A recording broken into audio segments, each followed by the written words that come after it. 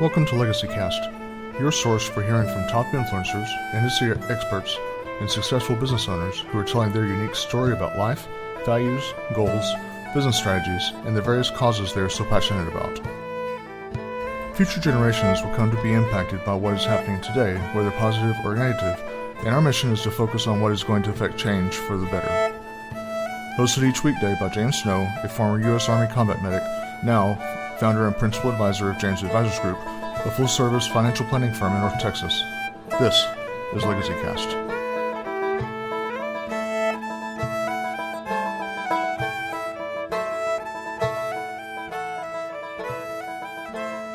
Welcome, LegacyCast listeners. This is your host, James Snow, coming to you from North Texas. And, we're enjoying this December weather here in Texas. A little bit cooler finally. We're typically up between 70 and 130 in Texas, but we're actually down south of that temperature, I guess in the 50s now. So we're enjoying a little bit of the winter time. And I have a very wonderful guest with me today, Rob Braiman. I hope I'm not butchering his last name too much there. But he's a Special Forces veteran, which is why I say I hope I'm not butchering it too much, because he'll come and take me out. But he's got a lot of really good things that he's got going on, different organizations that he's connected with, head of a Inc. 5000 or Inc. 500, Inc. 1000 business. So without further ado and further babble, let me just welcome Rob onto the program. Welcome, my friend. James, thanks for having me. It's truly a privilege. Well, it's a pleasure and honor to have you on the program. And Rob, as the program would imply with LegacyCast, we like to talk about what people are doing in their world that's going to impact other people. And, that for some people, you can ask 100 individuals and you'll get 100 different answers. You're going to hear, maybe it's an educational legacy that somebody's involved in. Is it a financial legacy? Is it the business that they want to leave to their children, their grandchildren? But whatever, that definition is, ultimately it's people telling their story their way so that many generations from now know what you cared about, what you're involved in, and what you did to make the world better. And so with that, when you hear legacy, what's the first thing that comes to your mind personally? So Cogent, and I say let me be fair when I answer this question. I built an organization that one of the major things that we work through is organizational successorship with our clients. But let me answer the question more directly, seeing as how you're asking me as the senior partner, managing director of Cogent Analytics. And I will tell you that what I teach my current group, and we've grown from 6 to north of 130 people in 4.5 years, is that the greatness of our firm, our company, isn't because Rob Braiman had some amazing idea. I will tell you that the greatest legacy I view in Cogent Analytics is the fact that other people have not just embraced the vision that I laid out some 4.5 years ago, but they've embraced it so much so that they've made it their own and candidly made it better, which I think is the mark of an organizationally, organically grown, or organizationally sound and organically grown organization. And it's critical, right? It's not, very rarely for entrepreneurs is the success of their organization solely defined by their own abilities and aptitudes. If they do it right, their organization and the success thereof should be defined by how many people they've been able to affect in a positive way, where people have embraced what the organization stands for, and more importantly, how to make that vision better. And for me, that's the greatest legacy, is that as I'm 52 years old and I look onto the future of Cogent Analytics, even in the massive growth curve that we've had, I'd say that we are thinking about that legacy question. And as part of our internal conversations frequently of how do we develop an organization that ultimately removes us from the equation, that is ongoing. If I'm hit by a truck tomorrow, does Cogent Analytics survive? And I would say full-throatedly that Cogent Analytics now is a has an opportunity to be a legacy organization. So sorry, very long answer to a short question. And I like how you're putting that. You're touching on several different points that, at least within my world is something that's very important, because you're talking about the succession of your company, and that's a huge conversation that everyone that's the head of an organization needs to think about. Unfortunately, so many don't, and so it's a company of your size and position, and with that note, I'd like to say congratulations on the kind of growth you've had in 4 years, because that's pretty substantial. But a company of your size and the accomplishments that you've had, you would really need to have that kind of a thinking, the multi-generational kind of thinking, to where, like you said, something happens to you tomorrow and your company is going to be okay, because those 130 some odd employees also represents 130 some odd families. And so the number of lives that are impacted by the fact that you're still around, business wise, even if you, Rob, are not still around, that's huge, because that could be 500 people, 500 lives affected by whether or not they still have a job. So James, I'll give you some, if you'll give me some latitude, I want to exponentialize that for you, because we are in service to others. Our organization represents the American small business owner. And that, whether you're talking about business development, organizational engineering, operational efficiency, measurements, KPIs, financial planning, strategic planning, all of these things that we've done on behalf of our clients over that 4.5 years, that number all of a sudden becomes thousands of people. Sure. Because it's not just the clients we represent, it's their wives and kids, it's their employees' wives and kids. So when I look at sphere of influence and I think about the legacy of Cogent Analytics, it becomes critically important that we are acutely aware of it every day. So I think it's a great first question to open up our discussion with, because it is part of our culture as to the impact not only that we have daily in our directorship, but more importantly, the service that we do on behalf of our clients. And I'm glad that you mentioned that part, because so many people don't also think of maybe the impact that perhaps your vendors and your service providers that work with your company, they rely on those contracts. And so then you're looking at the number of lives within each of those businesses and the size of their families, and then their service providers and vendors. So it just becomes a snowball effect, pardon the pun. It just becomes a snowball effect of how many layers out you can go and just how many people are affected. And so we can't think of just it's just me, spouse, and my kids. It's all of those other lives that are intertwined into this web of influence. And most small business owners, most entrepreneurs, people always say, hey, you work for yourself, you've got a job, where in reality the American small business owner works for Uncle Sam because he's got to pay his taxes before he gets paid. Yep. He's got to work for the bank because the bank I've got to service my debt to the bank. He's got to work for his vendors who sold them goods to be able to offer their services unto the world. And then I always say firstly, but I always leave it last in the discussion.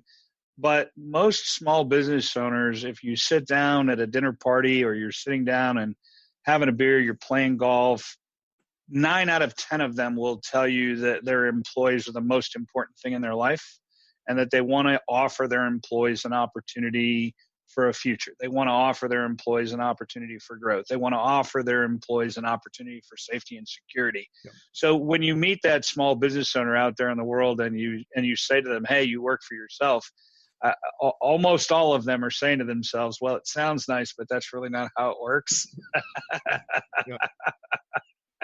But the key message there is, a small business owner, an entrepreneur, very much embraces their obligation to how their decisions impact their employees, and then, one step beyond. And I know that because I've been representing them for a very, very long time. And the best part of the entrepreneur is that it comes from the heart.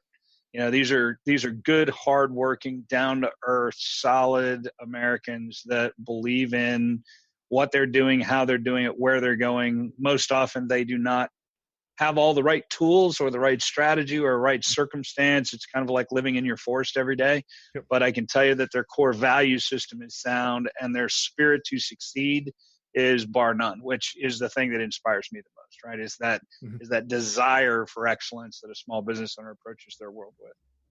Yeah, very well said. So, kind of from what I'm hearing here, do you feel like it's important that people actively consider what they're doing on a day-to-day basis that's going to impact that legacy, both on their personal level, within their family, and then also within a business level?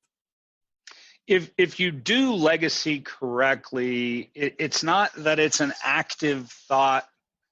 It more becomes a cultural thought. So if you incorporate the future and legacy of your company into your strategic planning efforts, which begin to start taking shape in September, October, November of each preceding year, the whole purpose of those strategic planning endeavors is to ensure that you're looking at your organization as to what it's going to be, and legacy has to be part of that dialogue. So I hate to back into the question on you that way, but I think it's critically important that legacy is part of that discussion, because that's what secures the safety and longevity of your company. But I think you back into it in that becomes more of a culture issue as opposed to a planned dialogue issue. Yeah, and I like that you brought that up, because when I'm speaking with people, especially my clients within my business setting, I'm speaking to them from the aspect that to me, legacy is more of a lifestyle.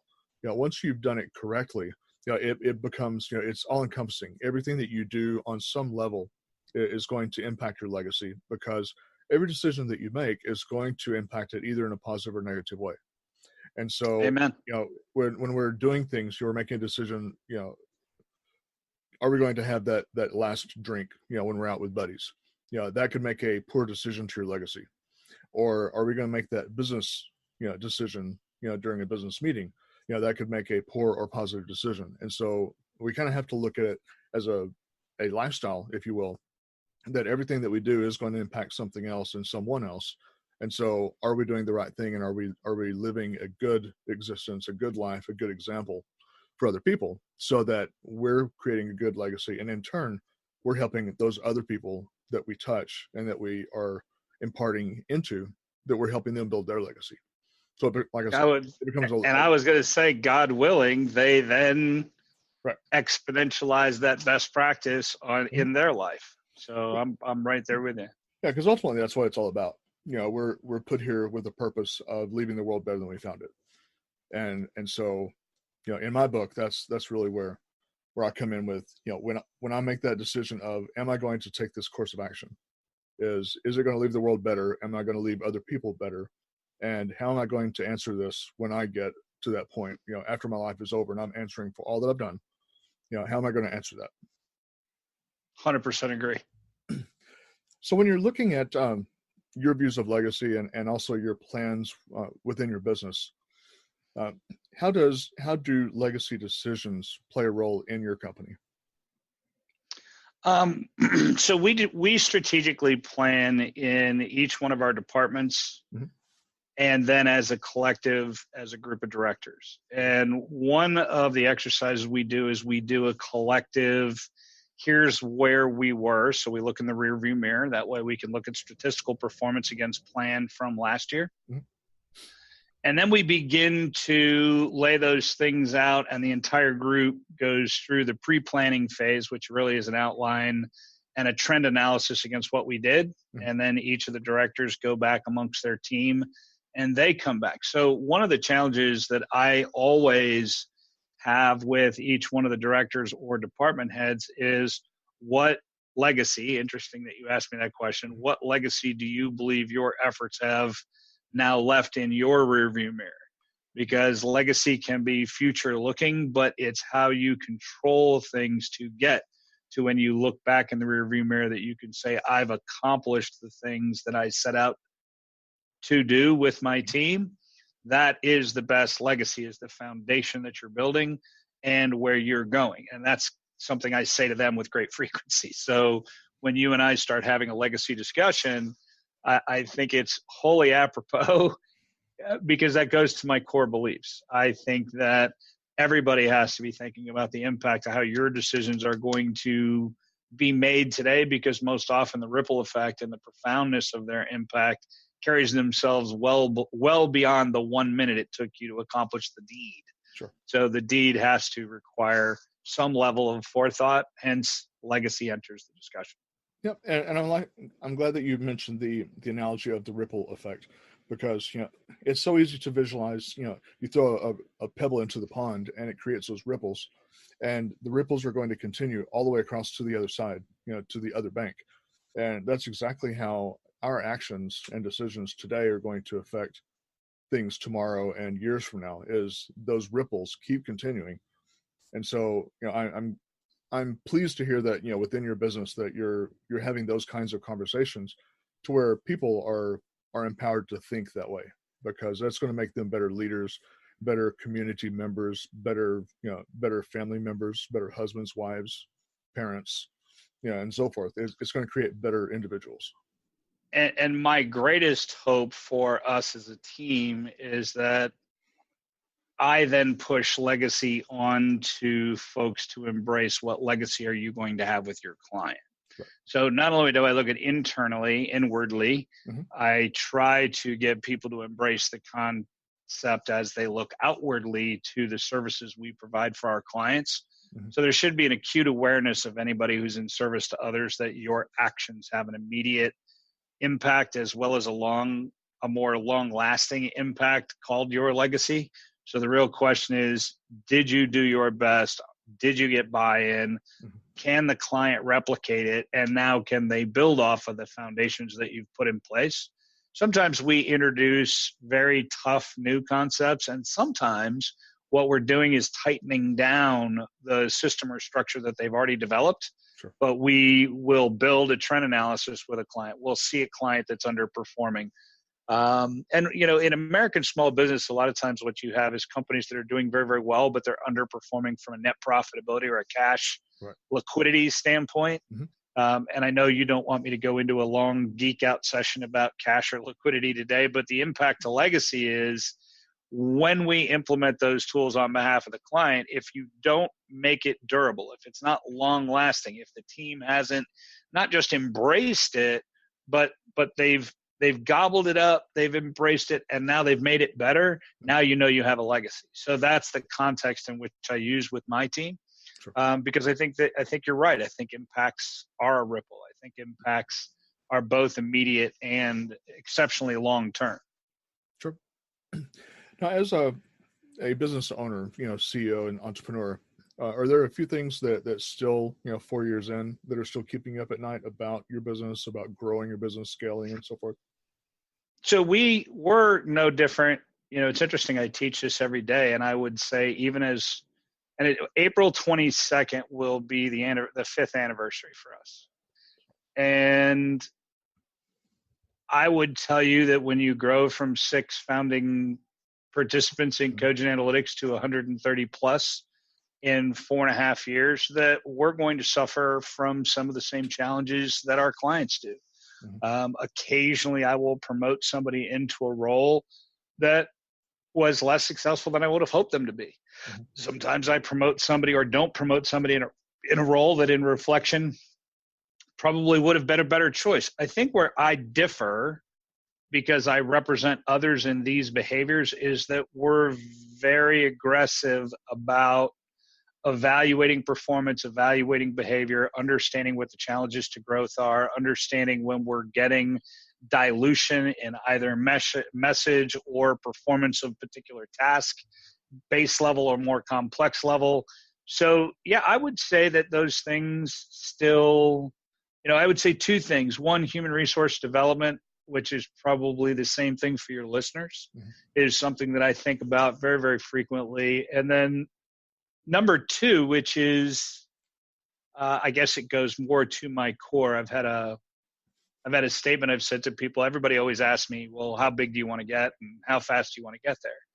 And I really don't care about either of those 2 answers. I don't care how big Cogent Analytics get. I will get as big as a great consultancy can be, as long as we don't dilute our service offering to our clients. And how fast, see answer number one. You know, it's not an ego decision for me. It's we're a client-based organization. So when I stay up at night, as you make mention of that question, am I developing the right people? But more importantly, am I earning the right to represent our clients through best-in-class representation? And that to me is always going to keep me. I think I'm going to be 75 years old, James, and I'll probably still be staying up at night making sure that we have not diluted that service offering for our clients, because they need us. It's pretty critical. Yep. So yeah, there are some groups out there that I always say that they are more worried about the billed hour or the cash they're going to collect than the true client representation, which is an honor to begin with. Sure. So we're the other way around. I don't care about the billed hour. I care about the right kind of representation. And if we're successful, then clients will tell our story. And that has held true over the last 4.5 years. And I'd like to believe it's going to hold true as we continue to mature. Yeah, I certainly subscribe to Zig Ziglar's viewpoint on, you know, when you're helping enough people, you're going to be okay. And so that's really how, especially in the service industries that we're in, you know, when you're able to bless enough people, then you in turn are going to be blessed in the process. So you don't have to worry about how much money you're making or how quickly you have that growth, because you help enough people and the other things will resolve themselves. So they do. You don't have to worry about, you know, the obvious that the worldly, greedy business person would look at. You know, just focus on being a servant and serve enough people, and in the end, you know, you're always taken care of. So it all kind of. I absolutely agree with that, James. I've given that.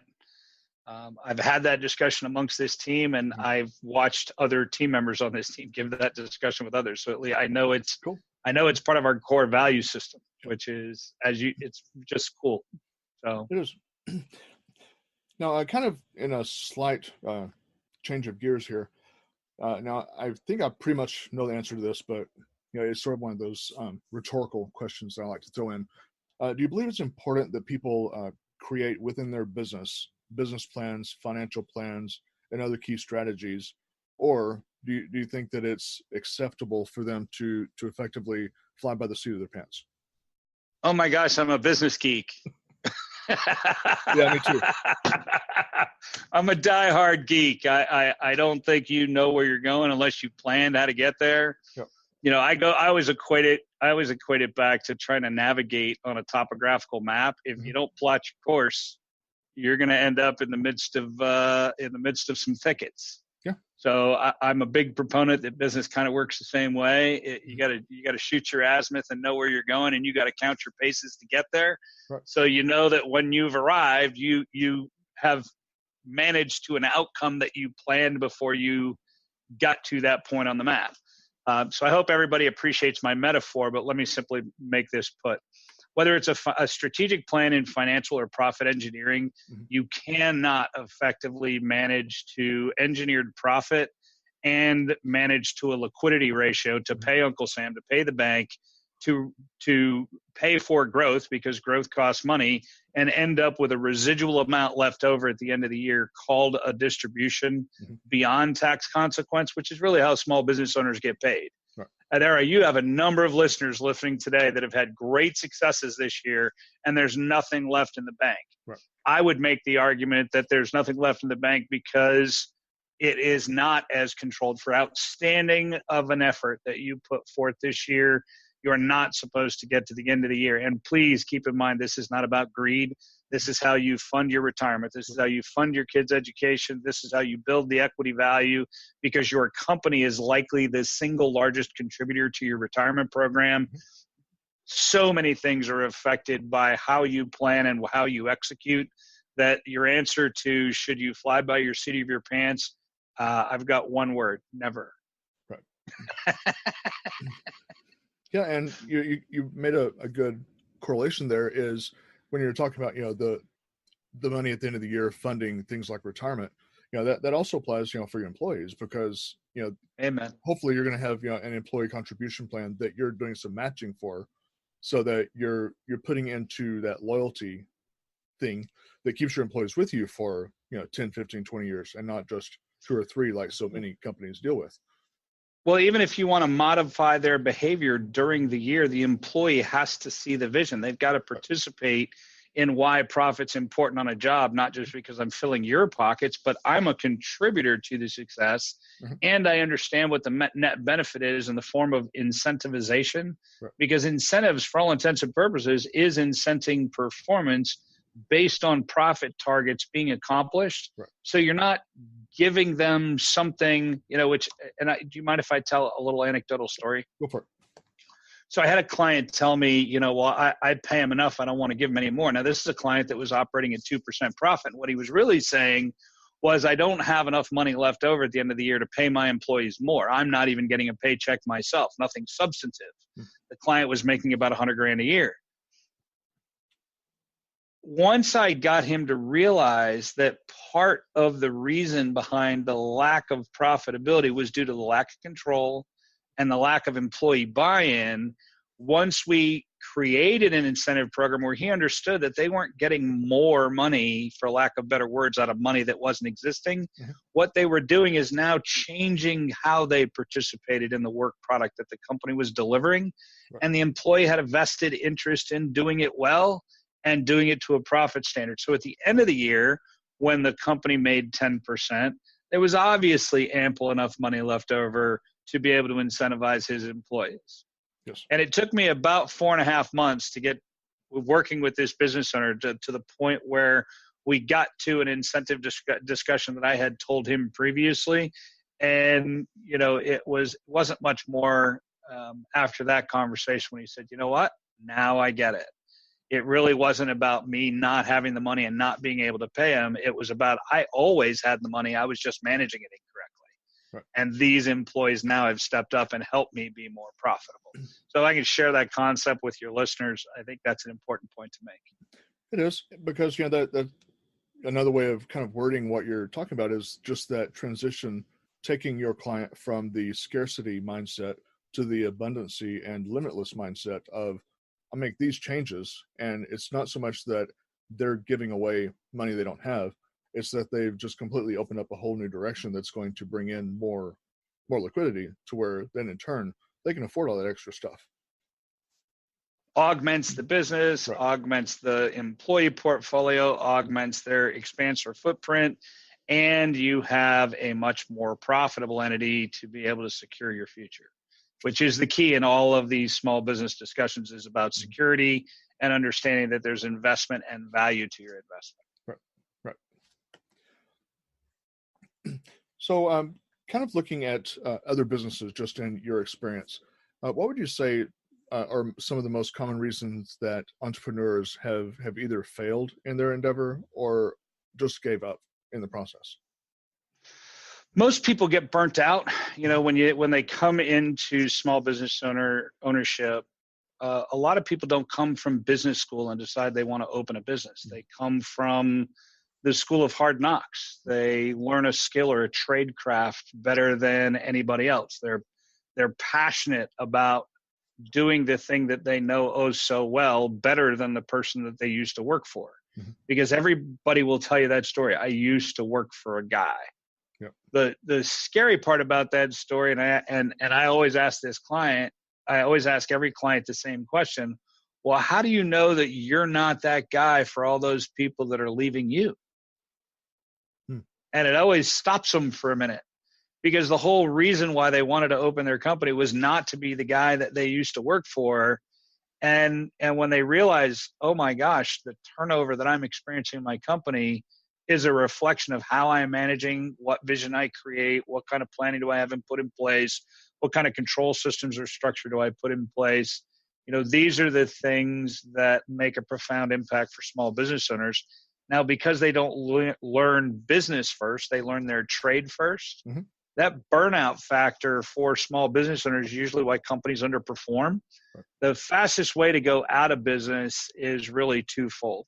One, you go too fast. It's uncontrolled growth. So you wipe out your remaining cash flow, and people don't pay you as fast as you got to pay somebody else to get there. And then rule number 2 is tight financial management control of costs and profitability. Engineered profitability most often is why companies fail, because they're not controlling the behavior of their human resources. They're not delivering their product to the bid standard that they put forth. Hence, they're overrunning their bids, and they have a lot of ancillary costs within their business that they don't consider. So all of a sudden, they're robbing Peter to pay Paul. Mm-hmm. So if you'll excuse that metaphor, it's a very common place. Those are the two big killers: is uncontrolled growth because their cash doesn't convert as fast as they thought it would, or bad material practices going on from within a company. And I do that for a living, right? I save or return companies. I would say a full third of what Cogent Analytics does is to implement best practice with companies that are struggling. The other 70% are high-performing companies that, the best part about the story is I always get high-performing clients that bring us in because they're high-performing and they want to do better. Our greatest struggle is when clients don't reach out or they're not performing to standard. They seem to be the ones that are more resistant to reach out to us and say, you know what, I want to go through a discovery process. It's always the people that are thinking high performance that actively reach out to us and bring us in proactively. It's the clients that are really struggling when they desperately need assistance and guidance and just wisdom. They're not getting it from their accountant. They're not getting it from their attorney. Business professionals exist because we're business professionals, right? And when you're struggling, if you're having an issue, you're not in a boat by yourself with one oar rowing around the middle of the Atlantic Ocean. There are resources like Cogent Analytics, and I mean, maybe I'm my worst shameless plug, but if not Cogent Analytics, please reach out to somebody who can assist you in putting the right structure. If nothing else, do a review with you, turn over every stone, find where the challenges, impingements, and problems are that are slowing down your success rate. And above all else, be honest with yourself. That's always the toughest thing for a small business owner because pride enters the discussion. Remember, their business is their baby. And they work their heart out at making their baby successful, and they usually don't want to admit that it's not as successful as they want it to be. There is a good path to health. Right. Sorry, James, another long answer to a very short question. Oh, it's kind of right. And it seems really ironic, to me at least, that the people that need help the most, need help from your business or need help from my business, are the ones that least ask for it. And then the ones that are asking for the help are the ones that don't need it as much. Because they're the proactive thinkers. Right. Yeah, I'm always amazed at, the number of people that, when I'm talking to, it's like, yeah, I'll do a financial review for you. Absolutely no cost, no obligation. Let's just look at things, find out where you're at. And they're like, well, I don't have any money to worry about. It's like, well, you don't have any money to worry about because you haven't done this. It's not that you don't need to do this because you don't have any money. Yeah, it's just, it's the change. Not a chicken and an egg. Yeah, it's an epiphany. How can I get you to this epiphany moment? Because, if you thought of it from the other direction, you would see the logic.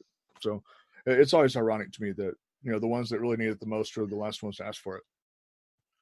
So I've got an old rule, James, that says you swim as hard and as fast as you can. And this is a line, I will pull a line out of a movie, The Guardian. Mm-hmm. He says, they ask how many times, how did he get that many saves, open ocean saves? And he said, it's really simple. I swim as hard and as fast as I can. And I put one person in the basket. Then I just keep swimming until I can't swim any harder. And I would say in your line of business, in my line of business, you try to make an impact even for the ones that are hard to get to pay attention, because most often those are the ones that need the help the most, as you said very eloquently. You kind of get addicted, and I think from our conversation before, we all get a little addicted when you're in service to others. If it's about the money, people are blasé, and you can tell pretty quickly. Spend 5.5 minutes with them, and you can smell it on them.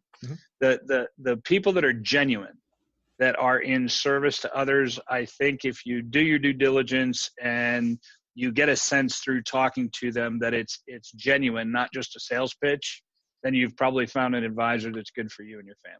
Whether it's you, me, or John Q. Public, who's also doing the same thing you and I do, I think it's important to have a business advisor that can tell you the truth. Speak truth to power, so to speak. That's right. Well put. Now, what are some of the roadblocks that you've encountered in your business that you might warn a new entrepreneur about? Why don't I answer that question with what I think, instead of personalizing, why don't I answer that question with what I think for new business owners is critical. Sure. Okay.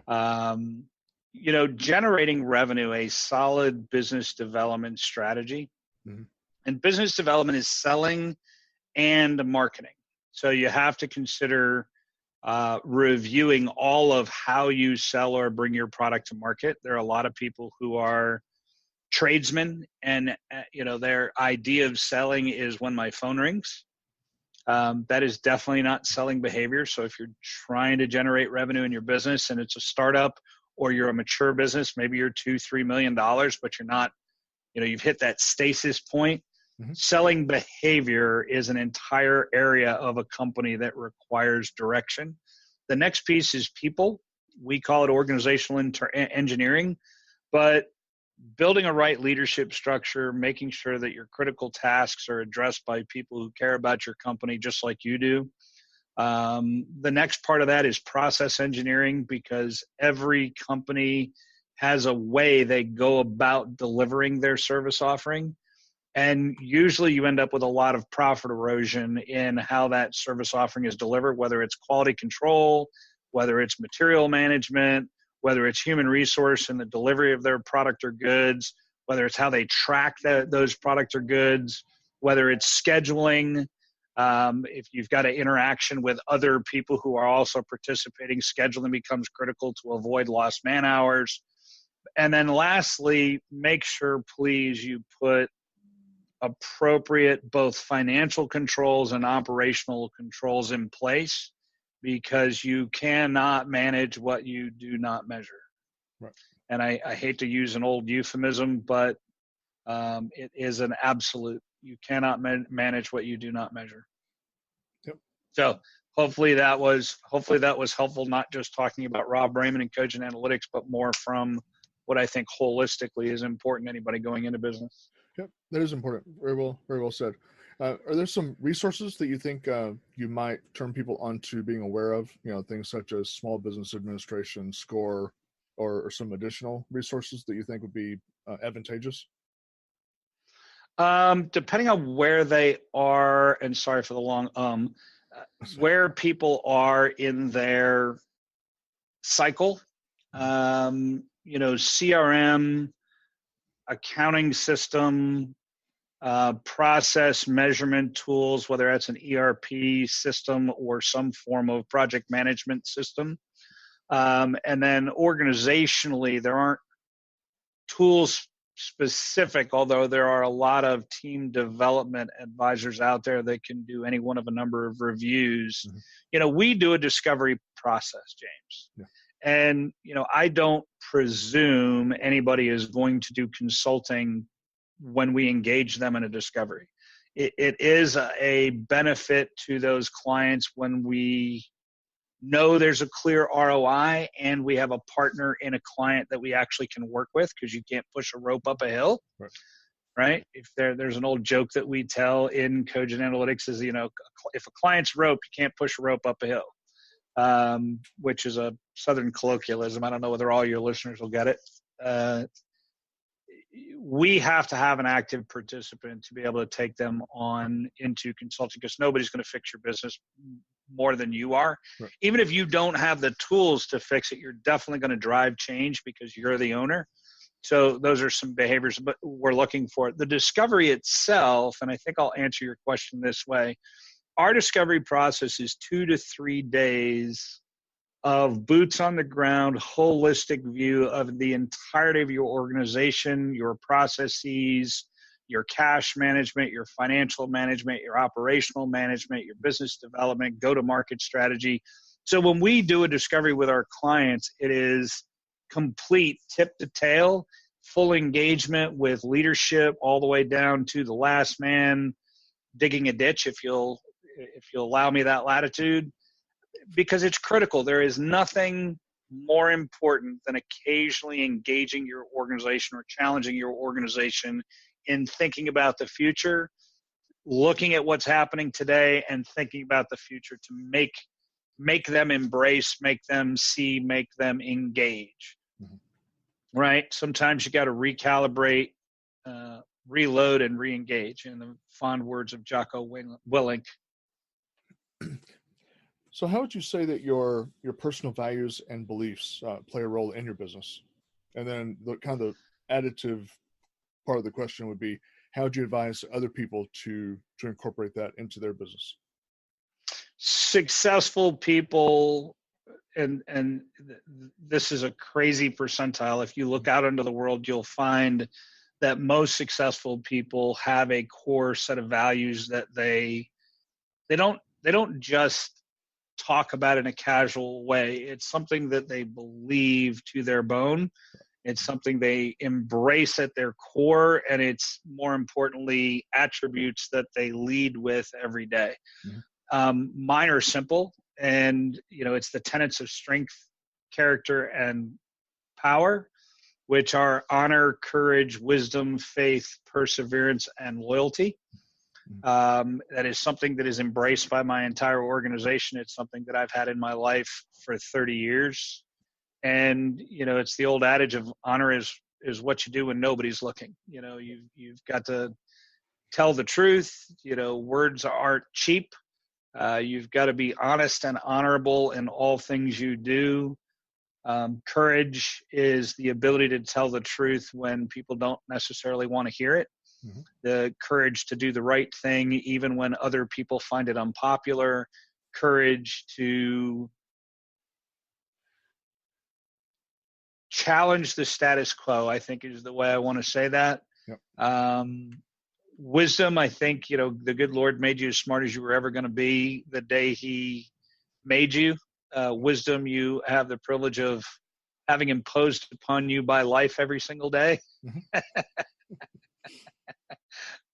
Faith is a personal thing. Mm-hmm. For each one of your listeners, your faith, it doesn't matter who you pray to. It matters that you are praying from within, mm-hmm. right? That it's a core value set.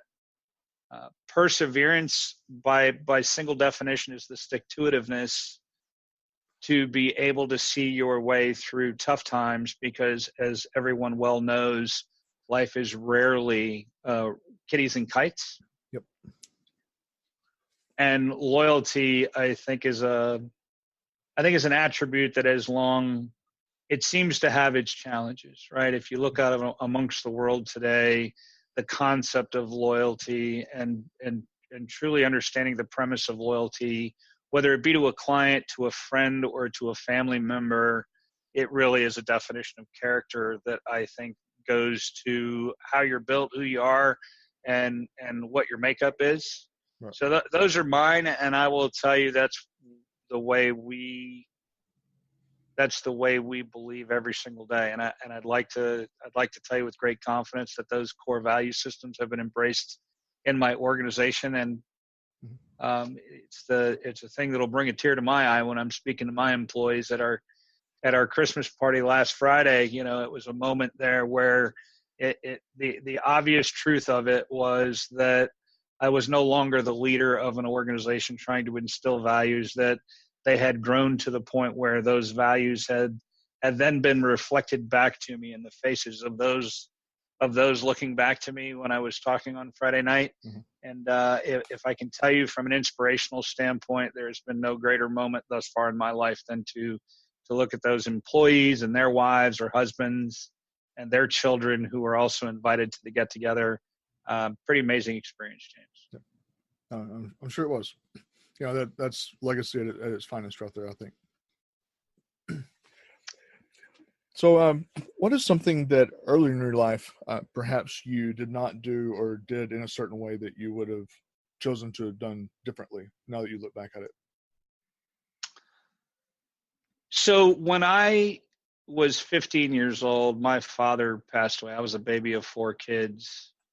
And I always tell it as a bit of a joke, but the truth of the matter is I went from who's who, National Honor Society to juvenile delinquent in about 2.5 seconds. I was mad at the world from the time I was a sophomore to the time I graduated high school. If not for football and probably my vice principal, at the time, a gentleman who's now deceased by the name of John Dowling, was probably the reason why, as a straight A kid, I actually got through high school and into college, was for the efforts of both my athletic participation and a principal that actually cared. But I made a boatload of mistakes along that youthful journey that, when I look back onto life, probably has had an impact in the way I've raised my kids. It's probably had an impact in the way I believe in service to others. Which is probably why I have more wisdom than I need to have, right? That's not always a problem. It's the experience that comes with the wisdom that sometimes is a bruised toe, as it were. From time to time, that's right. But I wouldn't, if I had to do it all over again, short of losing my father, I would take that back.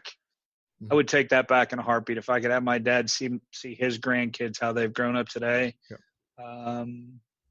There are plenty of moments when I look at my kids do something amazing and I wish my father was there to see it. But truth be told, if I had to do it all over again, I would say it was part of what made me the man I am today as well. So he did his job. He prepared me for life. Good stuff. So when you're transitioning out of the military, obviously each person transitioning out kind of has their own struggles and hurdles they have to deal with. What was your transition story like? Was there difficulties in that, as far as going from the camaraderie and the brotherhood that we experienced in the service, and then coming back to the world to where it's all a whole different universe? Yeah, you probably have some prior service members listening to this, and you're right, we all have a story. You probably have some guys and gals that are about to get out of the military. Don't be afraid of the job to begin with, because you never know what that platform is going to take you. It won't be like it was when you were in, where that camaraderie, the esprit de corps, the brotherhood or sisterhood, the civilian world operates differently. Chain of command doesn't quite work the same way. The understanding that an order is actually an order that you have to follow doesn't quite work the same way. The striving for excellence doesn't quite work the same way. But don't give up hope. I think I look under the world and I see a lot of prior service members that are exceptionally successful.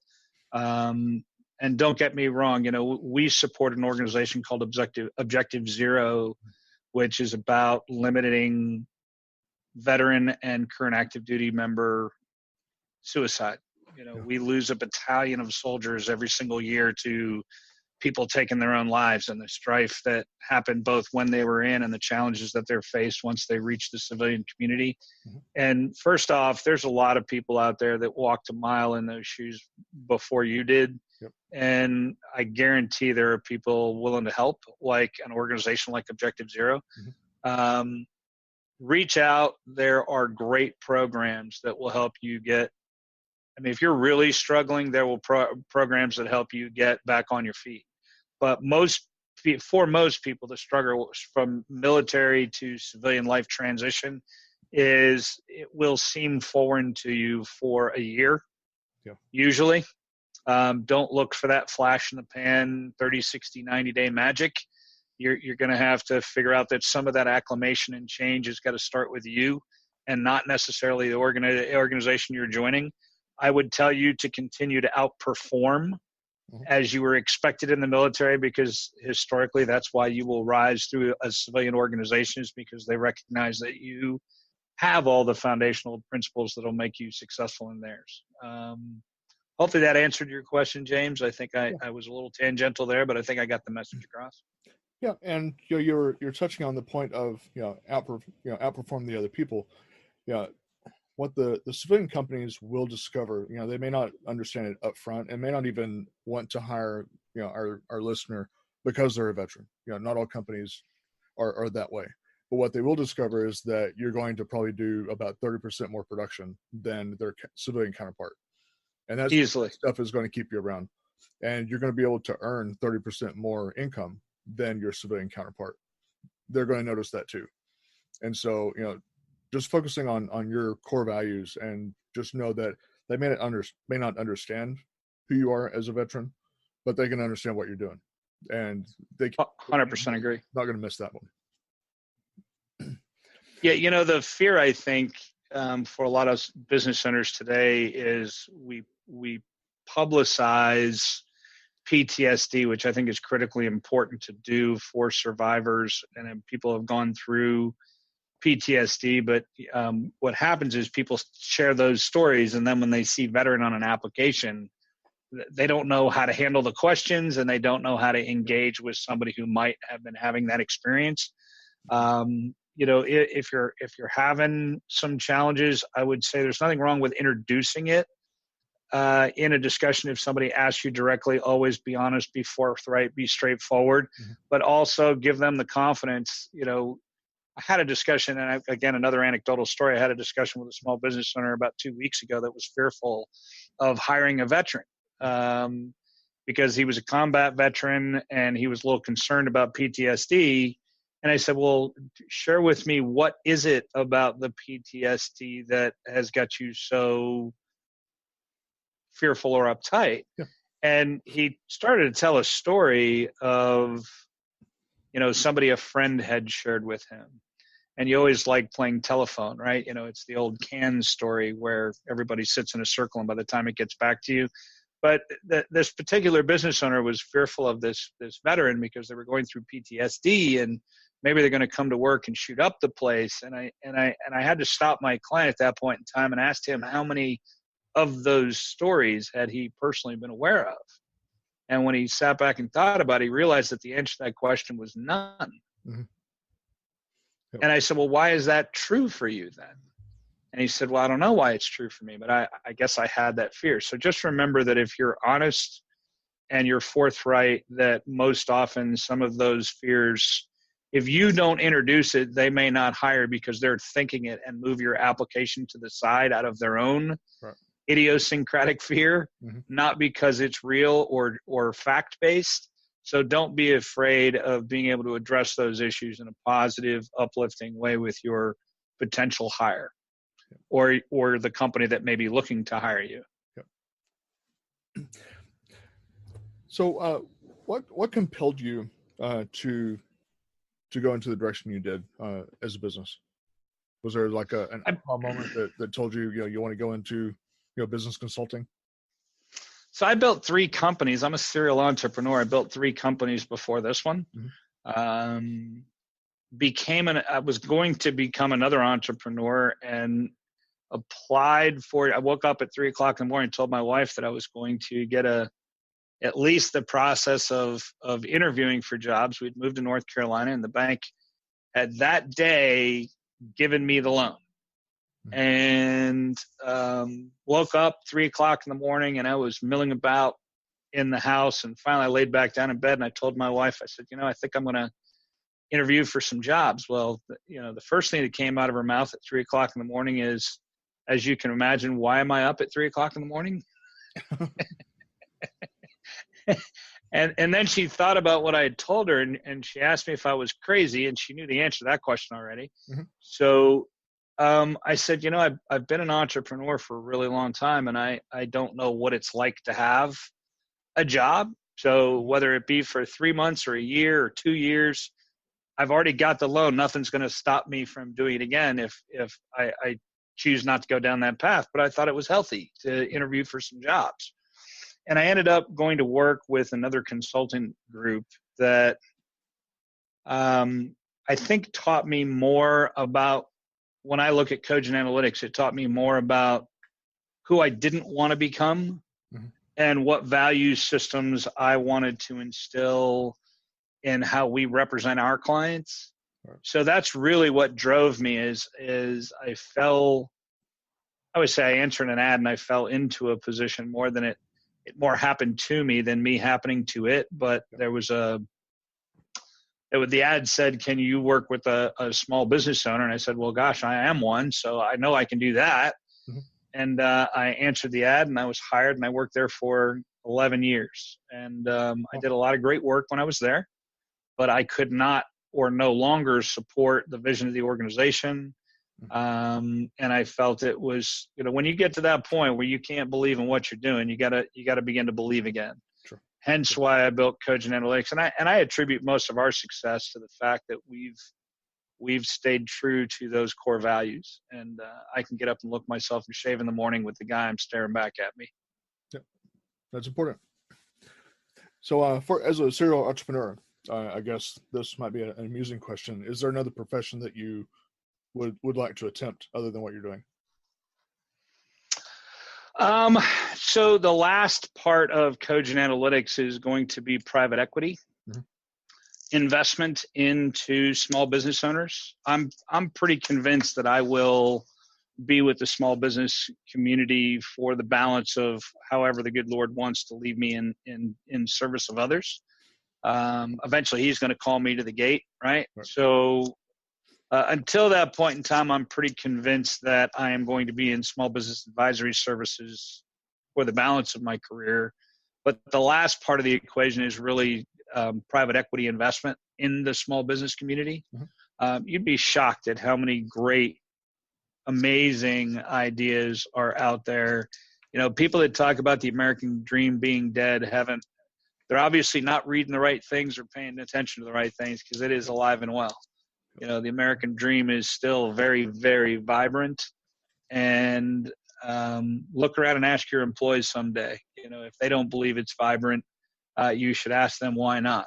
Mm-hmm. If you don't believe it's vibrant, you should look in the mirror and ask yourself, how did you get to there?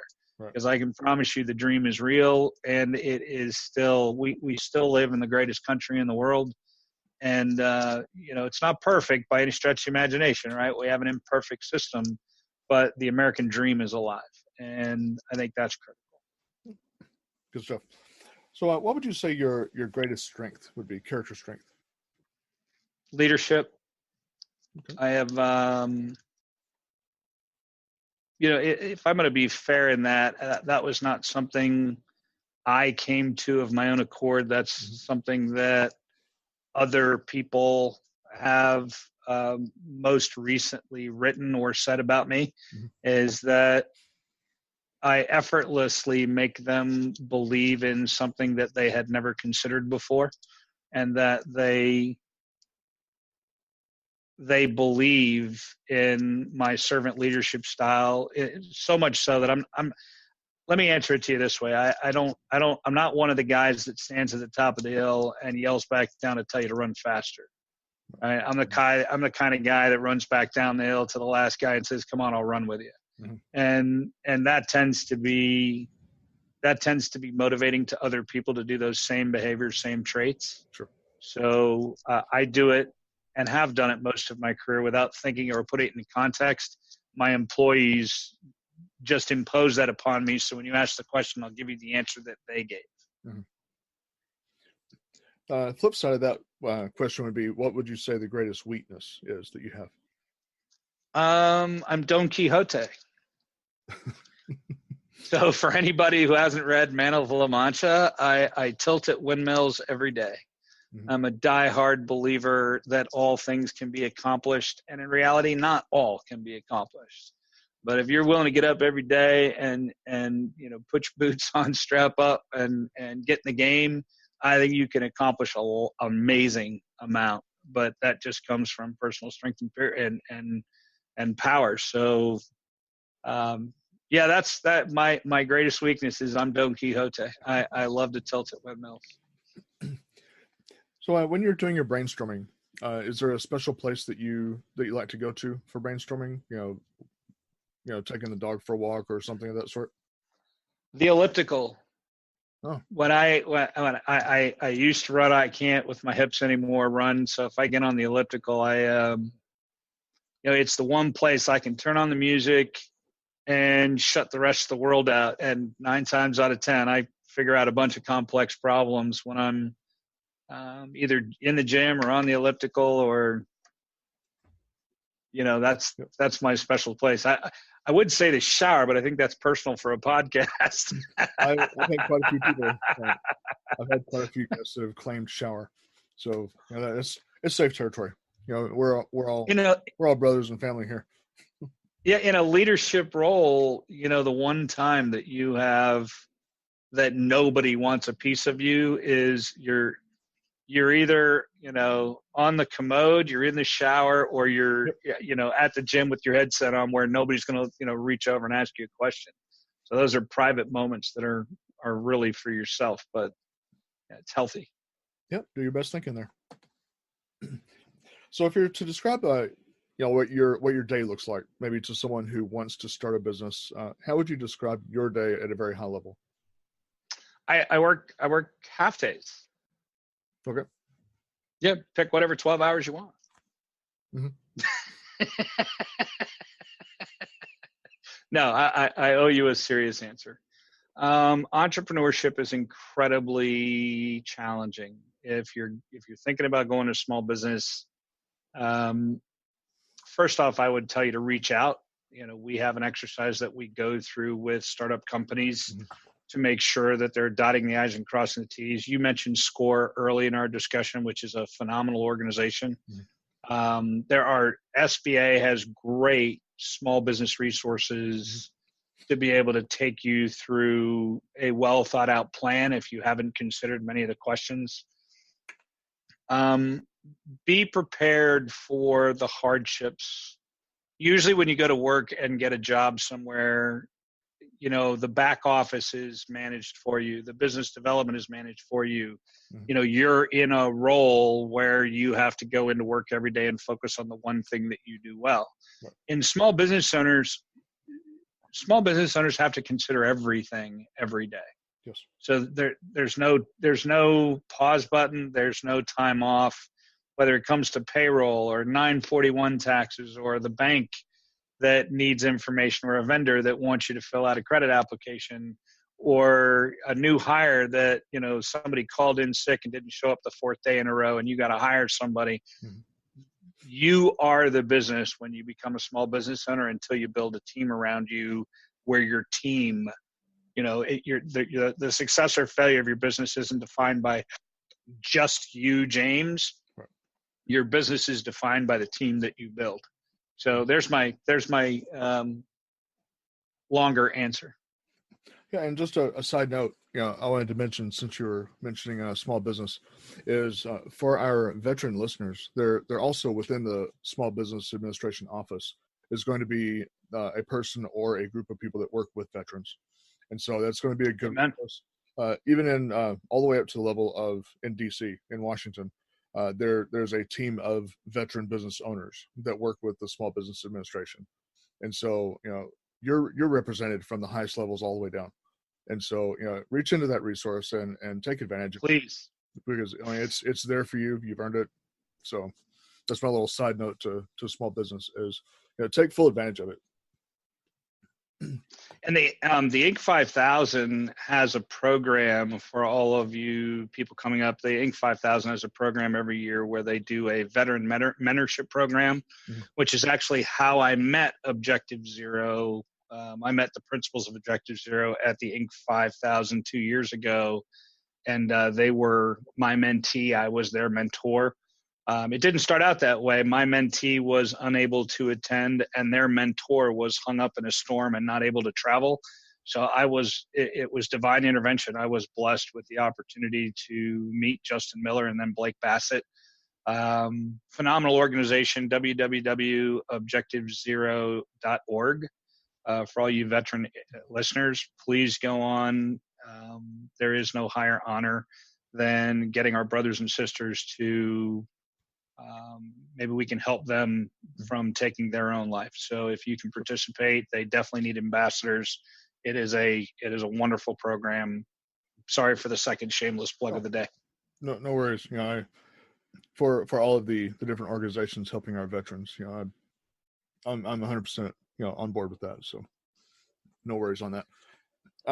So as the final question for you, Rob, and it's kind of my trivia question that I throw at the very end.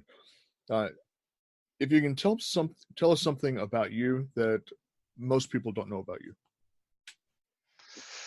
Oh, good Lord. You know what the problem with that question is, James, is that you know everything that you know about you, and you're not quite sure what everybody else doesn't know about you. So, I will tell you that I'm a husband of 24 years, and madly in love with my wife. Although I think everybody knows that. I madly in love with my kids. My son is a junior at VMI. He's a second Virginia Military Institute. My daughter's an up-and-coming engineer, and she's in her sophomore year. I have a very insular family that I put above all else. I'm a die-hard believer in the goodness of people, even when occasionally they prove me wrong. I get up every morning believing in the goodness of people, because I think that's the only way you can live your life and not become jaded. Don't get wrapped up in the people that want to prove you wrong. Get wrapped up in the people that prove you right every day, and I think you'll have a much more enriching life. So I don't know whether everybody knows that about me. I'm a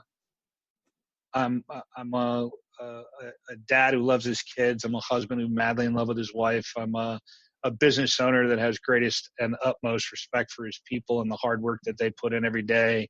I'm passionate about my clients and what I have the privilege of doing every day. Those I think are the knowns. Believing in the goodness of mankind, I think is, goes to the Don Quixote story, and I don't think I'll change that for anybody. No, and the way I see that, kind of another interpretation is, we're all created in God's image, and so when you look for that in other people, then you won't be disappointed. So that's good stuff. But Rob, I've enjoyed having you on the program. It's been, again, a pleasure and honor to have you here.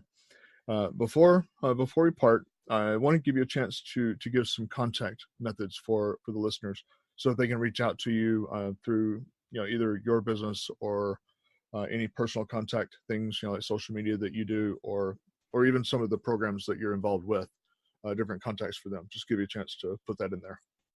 Yeah, please. And we have bunches and bunches and bunches of resource. If you go to the www.cogentanalytics.com website and you look at our resource page, we have blogs, we have white papers, we have case studies, we have articles that have been published.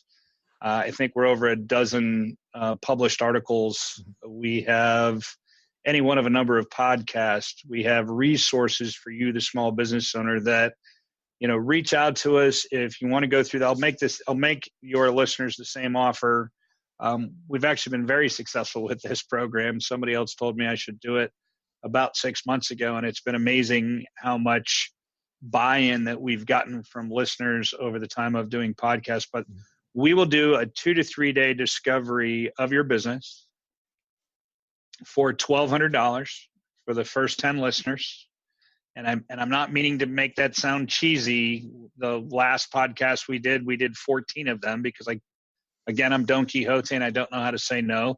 But if you own a small business and you have not been through the process of a holistic review of your business, please take us up on this. www.cogentanalytics.com. You can sign up for our newsletter, which always has great content. Please follow us on Twitter and LinkedIn, Facebook. We're always putting out business intelligence. And if you want to participate in a discovery, send me a personal note. You can send it either to info or at support at cogentanalytics.com, and you will have a phone call within 24 hours of sending that from either myself personally or somebody else in my team that we'll talk through the issues with you, get a sense of what you're going through, and we will schedule with you. That discovery is $1,200 for 2 to 3 days of holistic review of your entirety of your business. And I will, whether you're a $2 million company, $1 million company, or a $20 million company, to me, it's the opportunity to prove our wares. So again, www.cogentanalytics.com. Please give us a shout. Excellent.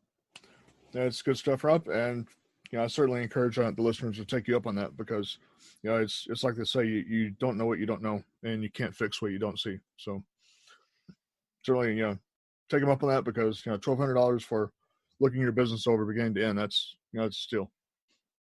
Yeah, we have probably 80. If you have some trepidation, we have 80 plus video testimonials on our website that, pick a couple off, listen to them. I think you'll probably see yourself through their stories. Right. But I always like when the clients, I suck at, I think, telling our story. That's why we invest so much in clients telling the story as it related for them. So if you have some fears or trepidations, go watch some of the client videos. If you see yourself in that, please reach out, and it would be an honor.